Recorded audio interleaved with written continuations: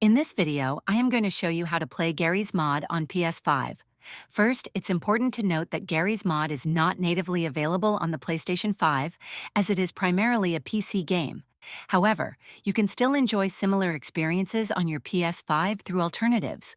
To get started, you can look for games on the PlayStation Store that offer sandbox-style gameplay, such as Minecraft or Roblox, which provide creative freedom and user-generated content, similar to Garry's Mod. Download and install your chosen game from the PlayStation Store.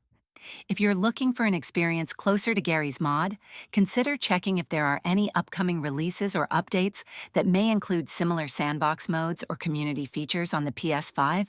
Additionally, you can explore other multiplayer games that allow for user-generated content and creative play.